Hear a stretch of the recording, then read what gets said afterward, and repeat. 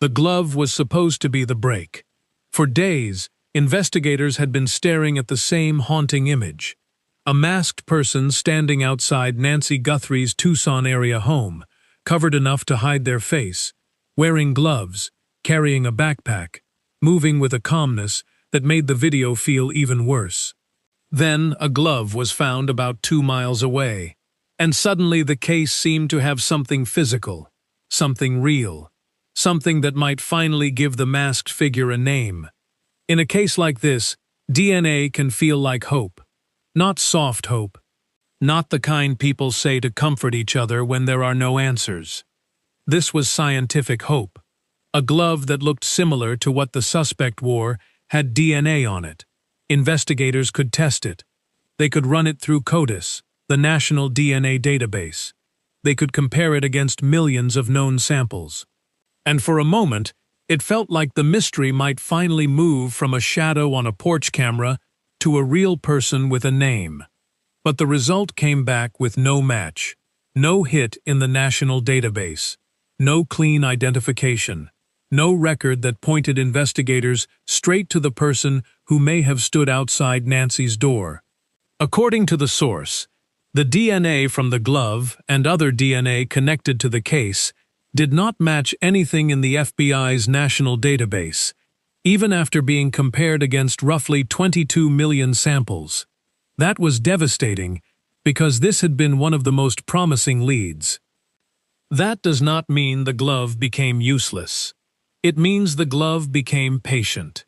DNA with no match can still matter later. If investigators identify a suspect, they can compare that person's DNA directly. If a relative enters a database later, genealogy or partial matching might open another door. If someone who has never been arrested before is later swabbed, that same no-match profile can suddenly become powerful. No match does not mean no truth. It means the truth did not come easily. Still, for Nancy's family, that result must have felt like a— You need to understand something right from the start. The title of this video? It's not what you think. And that's exactly why we need to talk. Because what happened to Tommaso Cioni, Nancy Guthrie's son-in-law, is one of the most disgusting things I've seen in a long time. And you already know where this is going. Another door closing. Every missing person case has moments where people hold their breath. A search area, a witness, a camera clip, a piece of clothing, a glove. Each one carries the terrible possibility of answers. And when the answer does not come, the family has to return to waiting. Waiting is not passive in a case like this. Waiting hurts. Waiting wakes you up at night. Waiting makes every phone call feel dangerous. Nancy was 84 years old. She was a mother, a grandmother, a woman who should have been safe in her own home. On February 1, 2026, she was gone from that home, and authorities said she did not leave by choice. The porch showed evidence of injury. And then came the video. A masked person, wearing gloves, carrying a backpack, outside her home in the dark. That image changed the case because it made the fear visible. Before the video, people could still imagine different explanations. Maybe confusion, maybe a medical emergency, maybe an elderly woman wandering away. But once a masked figure appeared at the door, the story changed. Suddenly, the question was no longer only, "Where is Nancy?" It became, who came to her door? Who walked onto that porch wearing gloves and a mask? Who carried a backpack to an elderly woman's home at night? Who moved with enough purpose to make investigators believe they came prepared? That movement mattered. The person in the video did not look lost. They did not appear to stumble around, confused or uncertain. Here's the thing, though. When an 84-year-old woman vanishes from her home, people want answers fast. They want someone to blame. And when the last person to see her alive happens to be the son-in-law, well, you can probably guess what happened next. Tommaso Cioni was the last known person to see Nancy Guthrie. He dropped her off at her Catalina Foothills home after dinner on January 31st. Hours later, she was gone. And almost immediately, the internet did what the internet does. It decided he was guilty. But here's what they don't want you to know. On February 16th, Pima County Sheriff Chris Nanos released a statement that should have ended every single rumor. To be clear, the Guthrie family, to include all siblings and spouses, has been cleared as possible suspects in this case. The family had been nothing but cooperative and gracious and are victims in this case. And here's the part that should make you angry. The sheriff called the accusations against them not only wrong, it is cruel. Cruel. That's the word he used. And yet the rumors kept spreading. Because once the internet decides someone is guilty, facts don't matter anymore. You know that. I know that. We all knew that before this case even started. Let me slow down here. The video is the image people could not stop watching. A masked person standing outside Nancy Guthrie's home in the dark.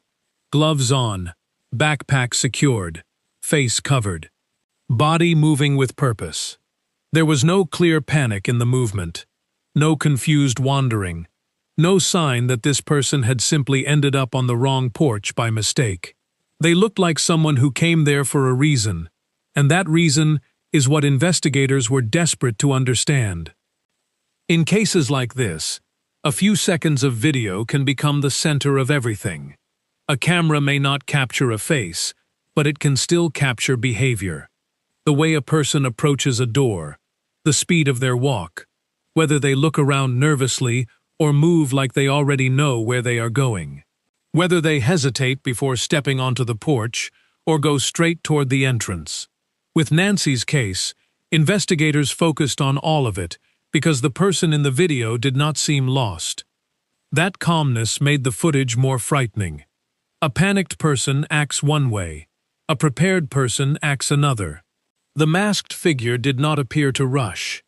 They did not appear startled by the fact that a camera was there. They wore gloves, a mask, and carried a backpack, which suggested the possibility of planning. Maybe the backpack held tools. Maybe it held items meant to control the situation. Maybe it held something else entirely. Investigators would not publicly say, and that silence only made the image feel heavier. But the most important thing about the video was not only what it showed, it was what it did not show. It did not show the person's face. It did not show what happened inside the house. It did not show where Nancy went after that night. It gave the public a shadow, not a name. And that is why law enforcement asked people to study more than the obvious parts. They wanted the public to look at movement, posture, clothing, the backpack, and the way the person carried themselves. Sometimes people are recognized by details they do not know they have. A person's walk can be familiar, the tilt of the head, the way one shoulder sits lower than the other, the rhythm of the steps, the way they hold their hands. A spouse might recognize it. A sibling might recognize it. A coworker might notice the jacket or the backpack. A neighbor might remember seeing someone move that same way before. When a face is hidden, identity can still leak through the body. That is why the porch footage became so important. Because this is important, one man, identified only as Carlos, was actually detained at a traffic stop about 60 miles from Nancy's home. Police searched his mother-in-law's house in Rio Rico after a tip. They held him for hours. His mother-in-law told reporters he has nothing to do with it. He was released. He said he was innocent. But that's not Tommaso. Tommaso Cioni is the son-in-law married to Nancy's daughter Annie. He's a teacher. He makes pasta with his students. He does breakdancing moves in school videos. And he was dragged through the mud for absolutely no reason. That's what one insider said. Think about that for a second. Tommaso was the last person to see Nancy because he gave her a ride home from dinner. That's it. That's the entire basis for the suspicion. He was close to her. He was nearby. And somehow that became evidence. Savannah Guthrie, Nancy's daughter, the Today Show anchor, went public defending him. She said, "No one took better care of my mom than my sister and brother-in-law." She called the speculation unbearable. That statement should have changed the direction of the public conversation. It should have made people stop dragging family members into theories. It should have reminded everyone that investigators were not asking the internet to convict people with no evidence. They were asking for help identifying the masked person on the porch. But social media does not always slow down when law enforcement asks it to. Rumors can keep moving, even after facts try to stop them. For Nancy's family, that meant they were dealing with two kinds of pain at once. First, the private pain of not knowing where Nancy was. Then, the public pain of being watched, judged, and discussed by strangers. Imagine searching for your mother, while people online study your face, your statements, your silence, your marriage, your movements, and your grief, as if pain has only one correct way to look. That is a cruel thing to ask of any family. Savannah Guthrie, and the rest of Nancy's loved ones, were living through fear in real time. They were worried about Nancy's health.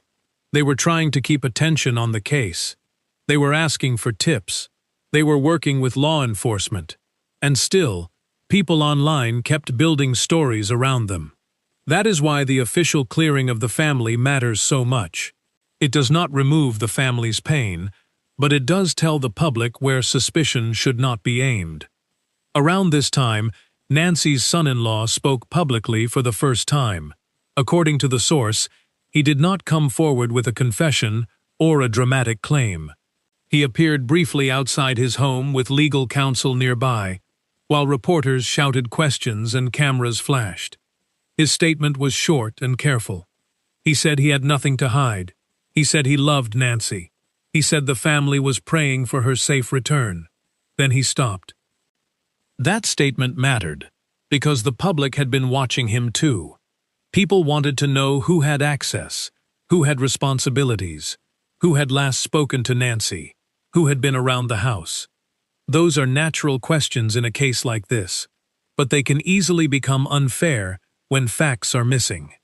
The source makes clear that law enforcement had already stated family members, including spouses, were cleared as possible suspects. So his short statement should be understood in that context, not as evidence of guilt, but as a response to a storm of rumor. Some people thought his words were too careful.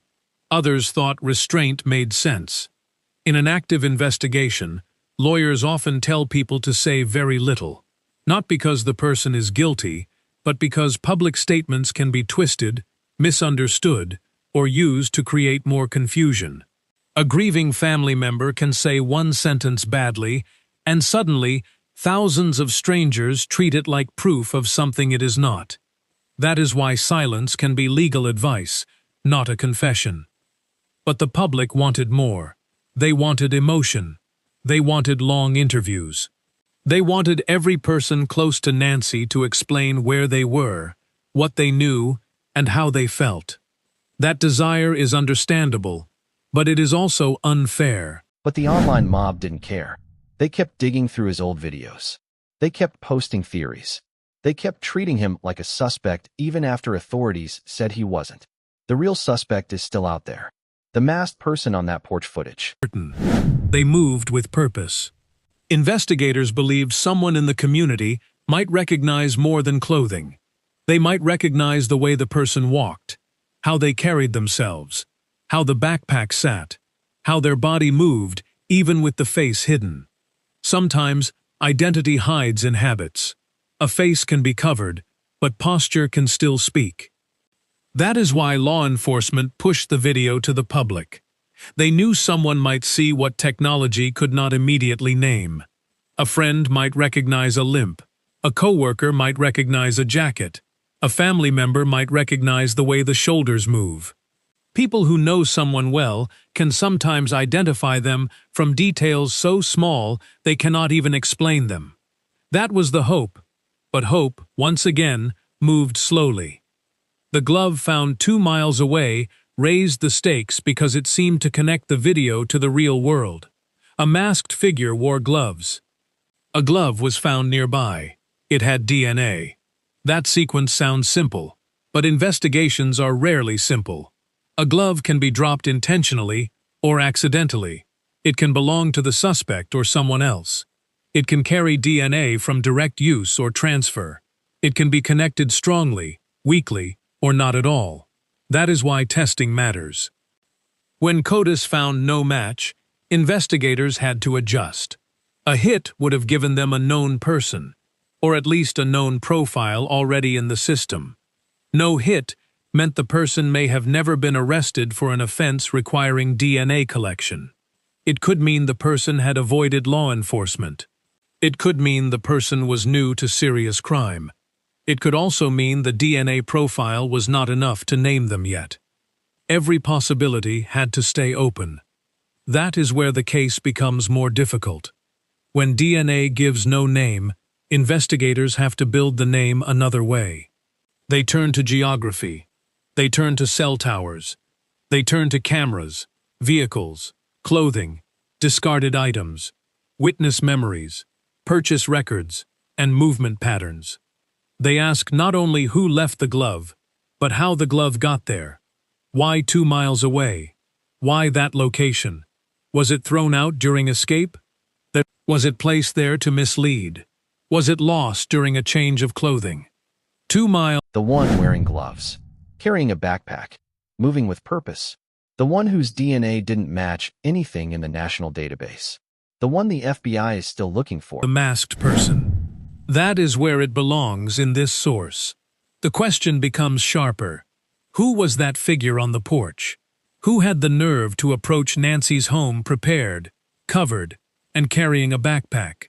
Who left behind a glove that did not match anyone in the national database? Who knew enough to come close? And why has that person not come forward? The glove may not have named them, but it may still help trap them. If investigators later identify a person connected to the porch video, the glove can become a test. Does their DNA match? Do their movements match the location? Did their phone travel near the home, and then near the glove? Did they own similar clothing?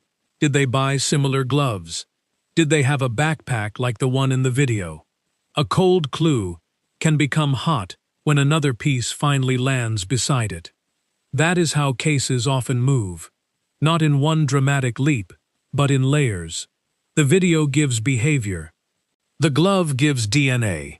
The location gives direction. The phone records may give movement. The traffic cameras may give vehicles. The public may give recognition. One piece alone may not solve it, but together, they can build pressure until the person hiding behind the mask has less room to move. For now, the glove stands as one of the most frustrating pieces in Nancy Guthrie's case. It gave investigators hope, then refused to give them a name. It moved the case forward, but only by a few steps. It reminded everyone that evidence can be powerful. But instead of focusing on that, instead of helping find the person who actually took an 84-year-old woman from her home, people were busy destroying an innocent man's life. Actually, wait, let me rephrase that. They weren't just destroying his life. They were destroying Annie's life too, and their sons, a family that was already going through the worst nightmare imaginable. Their mother, their grandmother, was missing, and instead of support, they got accusations. One bandmate of Tommaso's said his own home was mobbed by ghouls who falsely believed he was involved. Think about that. People showed up at his house. His 6-year-old son was terrified. The evidence is clear. The family was cleared. All siblings. Does not always make dramatic headlines. They interviewed neighbors again. They collected doorbell camera footage. They reviewed traffic cameras. They logged vehicles near the home. They checked tips, even when many were strange, vague, or probably unrelated. That is how active investigations work. It is not one heroic moment. It is thousands of small checks, most of them invisible to the public. The challenge is that public pressure can help and hurt at the same time. It can keep a case alive.